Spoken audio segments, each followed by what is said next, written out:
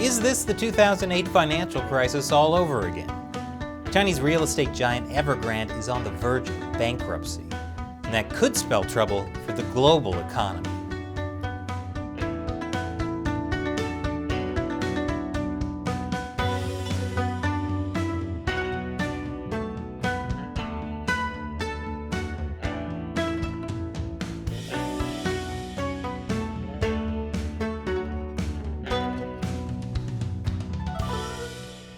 Welcome to China Uncensored, I'm Chris Chappell. Last week I told you about major protests erupting around China over the real estate giant Evergrande. Things are not looking good for Evergrande. The Hong Kong-listed giant has become one of the most indebted companies in the world, with more than $300 billion worth of liabilities. And it's struggling to pay it back, sparking fears of a default that could send tremors through China's economy. But it's not just China's economy. Already, the Evergrande crisis is having a global impact. In fact, it has some asking if this could be China's Lehman Brothers moment. The collapse of Lehman Brothers in New York is what sparked the 2008 financial crisis.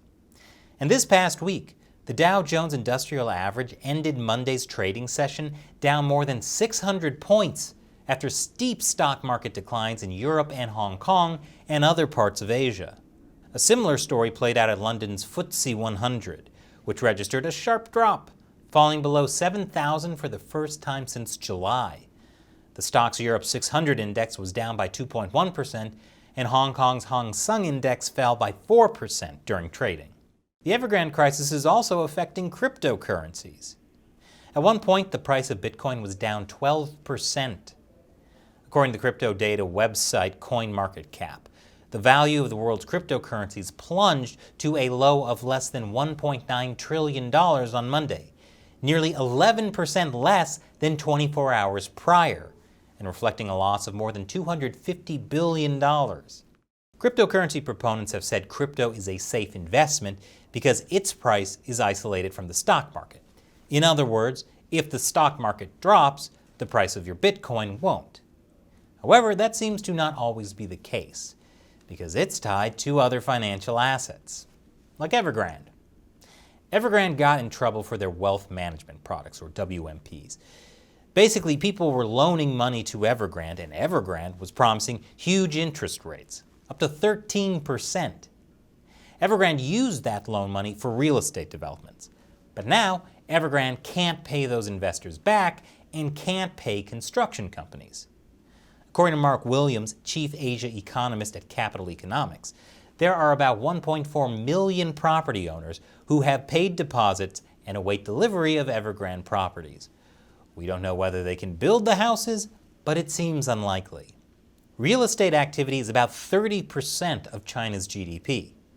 A potential default by Evergrande could spread to markets outside China as it has huge, high-interest offshore bonds. UBS estimates that $19 billion of Evergrande's liabilities are comprised of offshore bonds. And with U.S. stock markets dropping, how do they cover their losses? Well, some institutions are selling Bitcoin, and so the Bitcoin price dropped. Basically, everything is tied together, and we're all tied to China. So will the collapse of Evergrande lead to a global financial crisis like 2008? Well, depends on who you ask. More after the break. Welcome back. The possible collapse of Evergrande could have a devastating effect on the Chinese economy.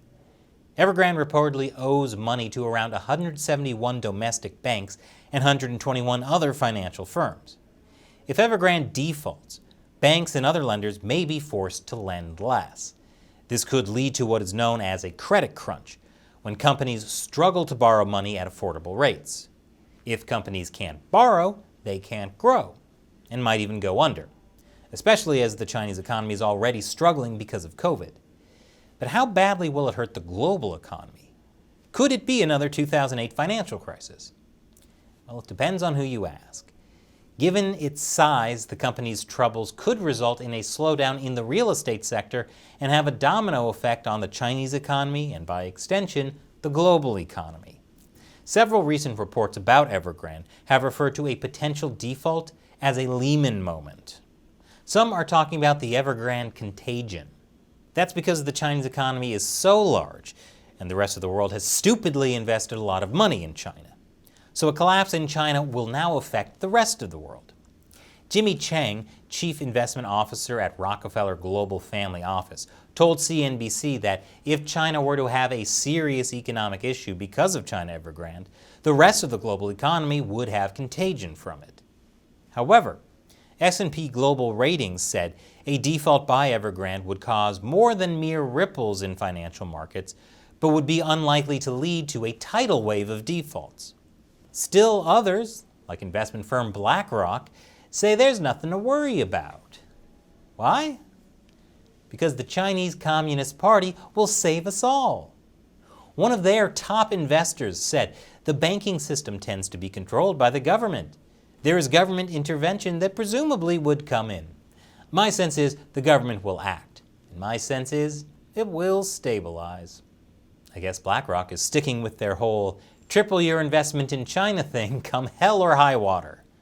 But it's not just BlackRock.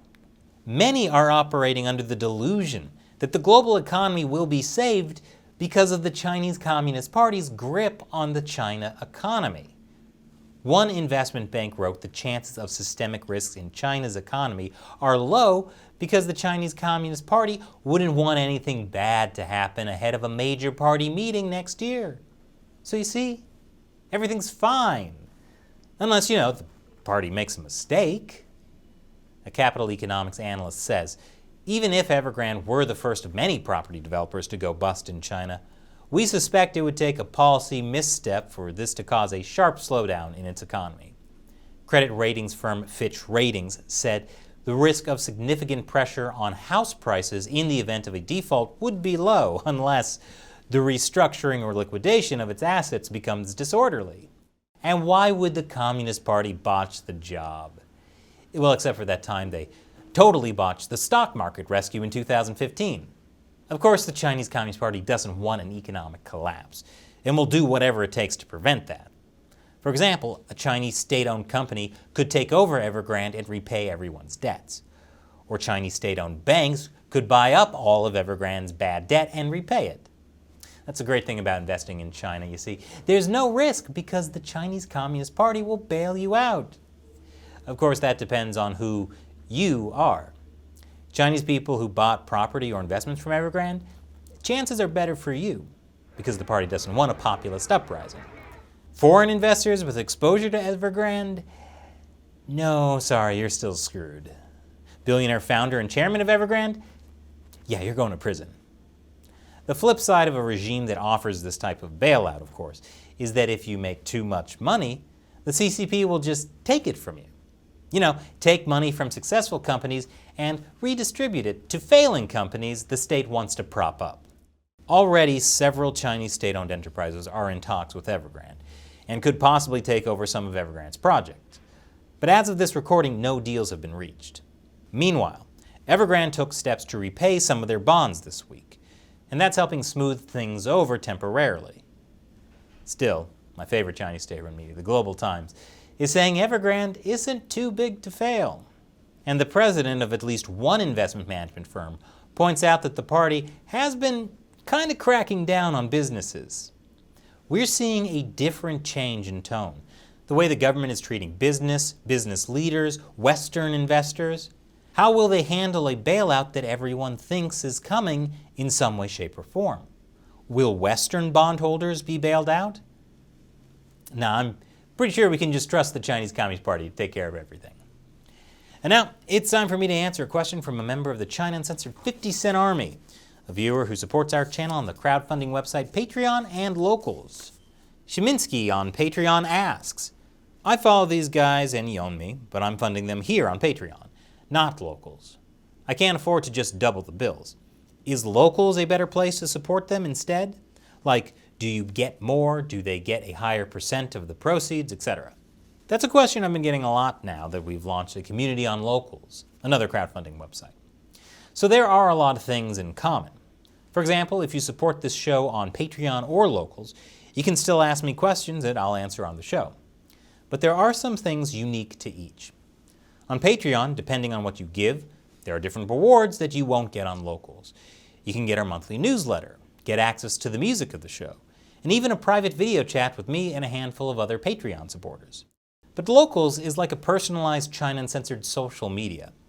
The great thing about Locals is that it's a free speech platform, and we're able to build a community on Locals away from YouTube censorship. As a paying Locals subscriber, you can post stuff yourself, interact with each other and with me, Matt, and Shelley. We also do live streams that you can only see on Locals, where we talk about China news, what we're working on, and where supporters can ask us questions. And we've got more exciting stuff planned for Locals as well. The choice of which platform to use is up to you. But however you support the show, whether it's on Patreon or Locals, or even just sharing these episodes with your friends and family, just know I am incredibly grateful for your help. The Chinese Communist Party is powerful, but we've got the China Uncensored 50-cent army. So thanks for your question and your support, Sheminsky. You can check out Locals at chinauncensored.locals.com or Patreon at patreon.com/ChinaUncensored. Once again, I'm Chris Chappell. See you next time.